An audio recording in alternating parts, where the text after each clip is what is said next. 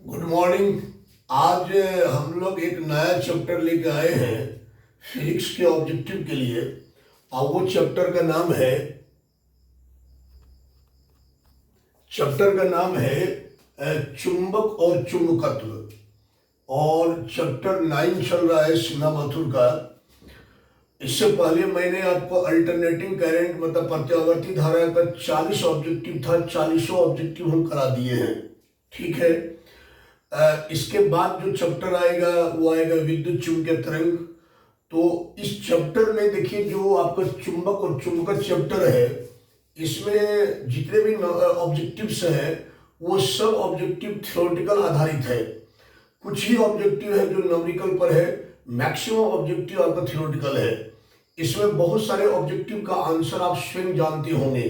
ठीक है, तो चलते हैं। मैंने क्वेश्चन यहाँ लिख रखा है, क्योंकि थ्योरेटिकल है, हल तो करना नहीं है, इसलिए आप देखिए किस ऑप्शन का किस क्वेश्चन का कौन सा ऑप्शन राइट होगा।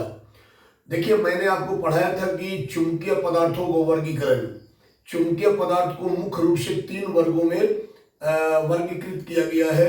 या आप कह सकते हैं चुंबकीय पदार्थ मुख्य रूप से 3 प्रकार का होता है: प्रतिचुंबकीय, अनुचुंबकीय, लोह चुंबकीय। प्रतिचुंबकीय पदार्थ में जैसे आपका है जैसे तांबा है, बिस्मथ है, एंटीमनी है, फॉस्फोरस है, ये सब प्रतिचुंबकीय पदार्थ में आते हैं। अनुचुंबकीय पदार्थ में जैसे प्लेटिनम है, उसी टाइप से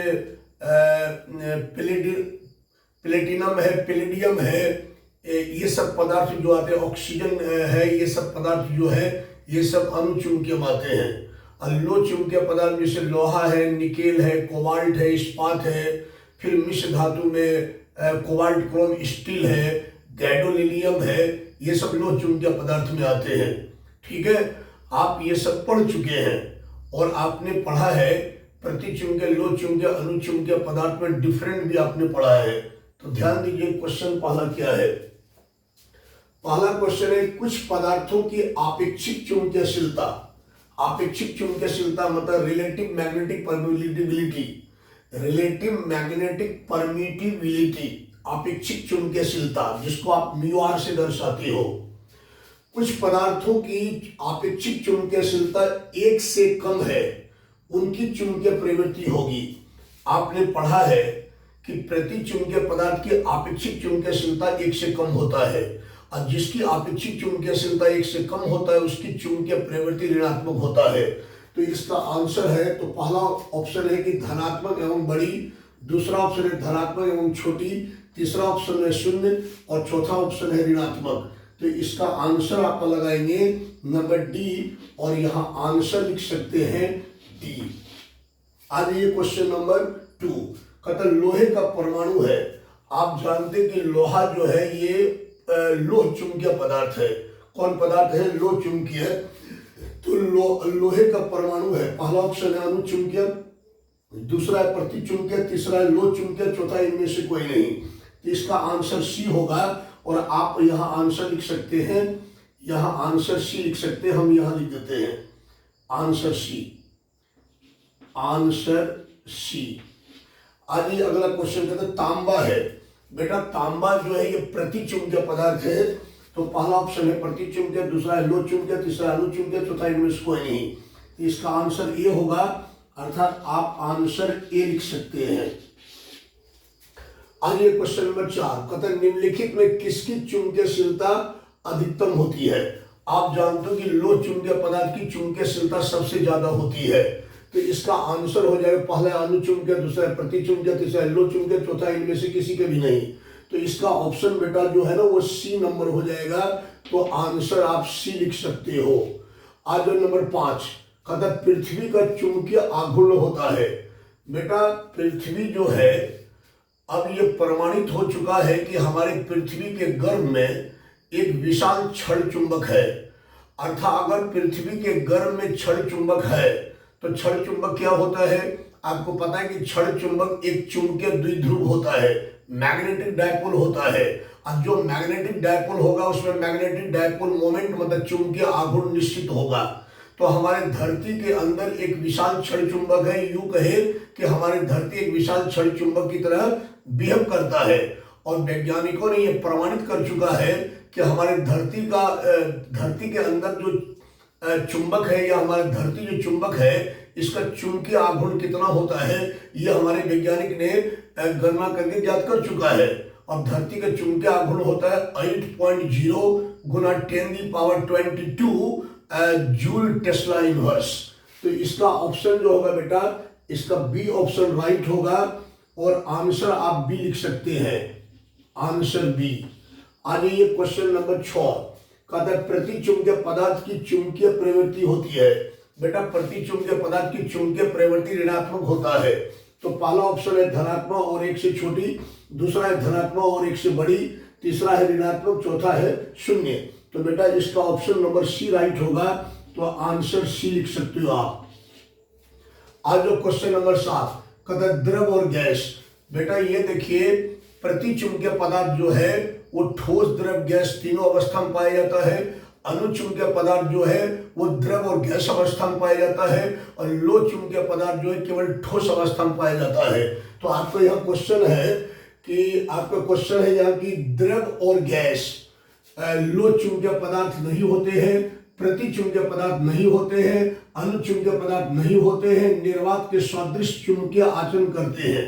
बेटा द्रव और गैस प्रति चुंबकीय होता है, अनुचुंबकीय भी होता है, क्या नहीं होता है, लो चुंबकीय नहीं होता है। तो इसका आंसर हो जाएगा नंबर ए। तो आंसर आप ए लिख सकते हैं। अगला क्वेश्चन है नंबर 8 कहता है निम्नलिखित में किस तरह की वस्तु की चुंबकीय प्रवृत्ति 1 से कम और ऋणात्मक होती है। बेटा आप जानते हैं कि प्रति चुंबकीय पदार्थ एक ऐसा वस्तु है जिसकी चुंबकीय प्रवृत्ति ऋणात्मक और चुंबकीयशीलता 1 से कम होता है। तो इसका आंसर हो जाएगा बेटा प्रति चुंबकीय। तो आंसर आप यहां लिख सकते हैं सी नंबर। आज जो क्वेश्चन नंबर 9 कहते चुंबकीय क्षेत्र बी वेक्टर और चुंबकन क्षेत्र एम वेक्टर के बीच संबंध है। बेटा ये थ्योरी में पढ़ाए हुए हैं।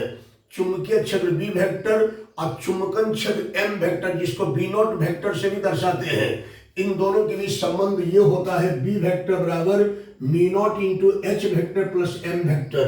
तो इसका ऑप्शन नंबर डी राइट होगा। तो आप आंसर डी लिख सकते हैं। आगे ये क्वेश्चन नंबर 10 कहता अनुचुंबकीय पदार्थ की प्रवृत्ति होती है।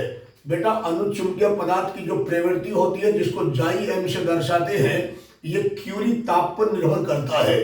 क्यूरी ताप के अनुसार यदि ताप बढ़ेगा तो अनुचुंबकीय पदार्थ की चुंबकीय प्रवृत्ति घटेगा, और यदि ताप घटेगा तो अनुचुंबकीय पदार्थ की चुंबकीय प्रवृत्ति बढ़ेगा, और यदि ताप स्थिर रहेगा तो अनुचुंबकीय पदार्थ की चुंबकीय प्रवृत्ति स्थिर रहेगा। तो इसका आंसर ए होगा। तो आप आंसर ए लिख सकते हो। ठीक है, इस टाइप से मैंने चुंबक और चुंबकत्व चैप्टर का 10 ऑब्जेक्टिव हल किया। इससे आगे का ऑब्जेक्टिव अभी हम बताएंगे, ध्यान दीजिए।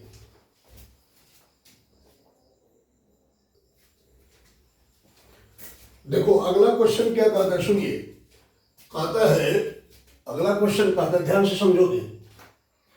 अगला क्वेश्चन कहता है निकेल है। तो मैंने बताया बताइए इस चैप्टर के शुरू क्वेश्चन बताया कि लोहा, निकेल, कोबाल्ट ये सब लोह चुंबकीय पदार्थ है। तो क्वेश्चन है कि निकेल है, पहला है प्रति चुंबकीय पदार्थ, दूसरा अनुचुंबकीय पदार्थ, तीसरा लोह चुंबकीय पदार्थ, चौथा इनमें कोई नहीं। तो बेटा इसका ऑप्शन नंबर जो होगा वो सी राइट होगा। तो आंसर आप सी लिख सकते हैं, आंसर सी। चलो नेक्स्ट क्वेश्चन देखो। अगला क्वेश्चन है कि शैथिल्य प्रदर्शित करता, देखो यहां शैथिल्य लिखा हुआ है, यहां पर शैथिल्य लिखा हुआ है, शैथिल्य।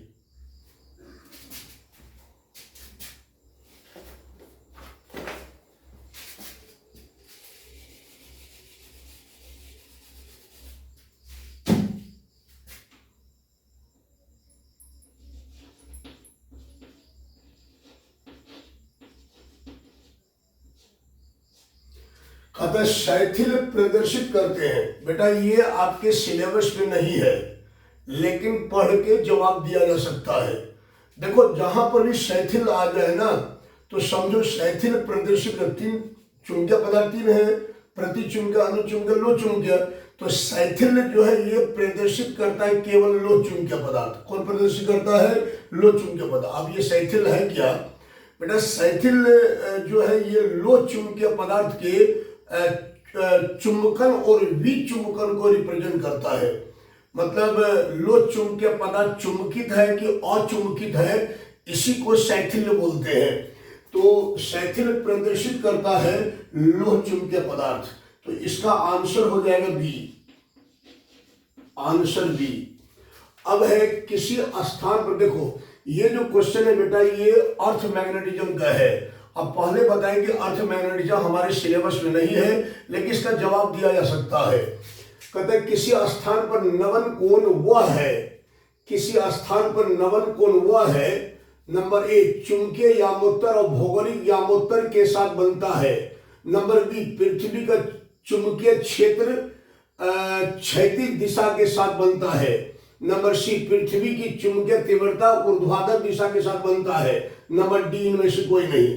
बेटा जो आपको दे रखा किसी स्थान पर नवन कोण, ये पृथ्वी का चुंबकीय क्षेत्र और क्षैतिज दिशा के साथ बनता है, जिसका ऑप्शन बी राइट होगा। तो आंसर आप बी लिख सकते हैं। आगे ये नेक्स्ट क्वेश्चन, क्वेश्चन नंबर आगे कहता है, क्वेश्चन नंबर आपका है 14। कहता है नवन कोण का मान उत्तरी ध्रुव से विषुवत रेखा की ओर जाने पर स्थिर रहता है, बढ़ता है, घटता है, पहले घटता है फिर बढ़ता है। ध्यान से समझना, जैसे हम यहाँ पर थोड़ा सा हिंट्स दे रहे हैं। देखो जैसे ये हमारी पृथ्वी है, ठीक है, ये जो बेटा देख रहे हो ये लाइन, ये पृथ्वी का ये है ज्योमेट्रिकल नॉर्थ, ज्योमेट्रिकल नॉर्थ है, जीएन से इसको लिखते हैं, जीएन से। और ये है ज्योमेट्रिकल साउथ। और ये जो लाइन देखते हो बेटा ये विषुवत सॉरी ध्रुवीय रेखा कहलाता है। क्या कहलाता है? ध्रुवीय रेखा, ठीक है। और ये जो लाइन देखते हो इसको विषुवतीय रेखा कहते हैं, विषुवतीय, विषुवतीय रेखा, रेखा। बेटा ध्यान से समझना, क्या कहते हैं नवन कोण का मान उत्तरी ध्रुव से विषुवत रेखा की ओर जाने पर, बेटा ये है ज्योमेट्रिकल नॉर्थ, ये है ज्योमेट्रिकल साउथ, मतलब ये हुआ उत्तरी ध्रुव, ये दक्षिणी ध्रुव। तो बेटा उत्तरी ध्रुव पर नमन कोण का मान होता है 90 डिग्री।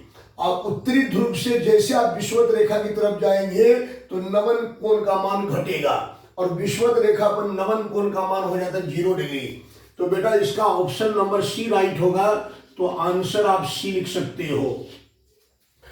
क्वेश्चन नंबर 15 आ जाओ। क्वेश्चन नंबर 15 कहता है ध्रुवों एवं विषुवत रेखा पर नमन कोण है क्रमशः, अभी तुरंत पहला ऑप्शन है 30 डिग्री, 60 डिग्री, दूसरा है 0 डिग्री, 90 डिग्री, तीसरा है 45 डिग्री, 90 डिग्री, और चौथा है 90 डिग्री, 0 डिग्री। अभी तुरंत समझाए थे कि ध्रुव पर जो होता है नमन कोण का मान होता है 90 डिग्री, और विषुवत रेखा की तरफ जाओ तो नमन कोण घटेगा, और विषुवत रेखा पर नमन कोण होता है 0 डिग्री। तो बेटा यहाँ पर कहता है ध्रुवों और विषुवत रेखा पर नमन कोण है क्रमशः 90 डिग्री, 0 डिग्री होगा। तो आंसर आप डी लिख सकते हैं, आंसर डी। अच्छा आज जो नंबर 18 कहता है पृथ्वी के चुंबकीय ध्रुव पर नमन कोण का मान होता है। बेटा पृथ्वी के चुंबकीय ध्रुव यही है, और यहाँ पर नमन कोण का मान होता है 90 डिग्री। तो इसका आंसर बी हो जाएगा। आप आंसर बी लिख सकते हो। आज जो क्वेश्चन नंबर 19 कहता है एक लोह चुंबकीय पदार्थ की चुंबकीयशीलता म्यू है, तो mu r greater than 1, mu बराबर 1, म्यू लेस देन 1, म्यू बराबर 0। तो आपको पता है कि लोह चुंबकीय पदार्थ की जो चुंबकीयशीलता होती है वो 1 से ज्यादा होता है। हालांकि 1 से बहुत ज्यादा होता है, लेकिन यहाँ ऑप्शन 1 से ज्यादा दिया है, तो आप 1 से ज्यादा में लगाएंगे तो आंसर इसका लिख सकते हैं ए नंबर, आंसर ए। आगे ये क्वेश्चन नंबर 20 कहता है प्लेटिनम की चुंबकीय प्रवृत्ति, प्लेटिनम आपको धातु है पता है, कहता है प्लेटिनम की चुंबकीय प्रवृत्ति जो है वो चुंबकीय, हम यहाँ बताते हैं चुंबकीय प्रवृत्ति को किससे दर्शाते हैं? चुंबकीय प्रवृत्ति को जाई एम से दर्शाते हैं। किससे? जाई एम। तो कहता है प्लेटिनम की चुंबकीय प्रवृत्ति आपको दे रखा है, इतना दे रखा है, मतलब जाई एम आपको दे रखा है 0.0001 दे रखा है। तो क्वेश्चन कहता है इनके आपेक्षिक चुंबकीयशीलता म्यू आर का मान होगा। आपको म्यू आर पूछ रहा है कितना होगा। बेटा हम थ्योरी में आपको पढ़ाए हुए हैं, क्या पढ़ाए हुए हैं, म्यू आर इक्वल टू होता है 1 प्लस जाई एम। तो ये हो जाएगा mu r equal to 1 plus chi कितना, जाई एम कितना बेटा 0.0001। तो ये हो जाएगा म्यू आर इक्वल टू ये ऐड होगा तो 1.0001 हो जाएगा। तो इसका राइट ऑप्शन जो होगा वो सी होगा और आप आंसर सी लिख सकते हैं। ठीक है, इसी के साथ आपका जो चैप्टर 9 है चुंबक और चुंबकत्व समाप्त हो चुका है।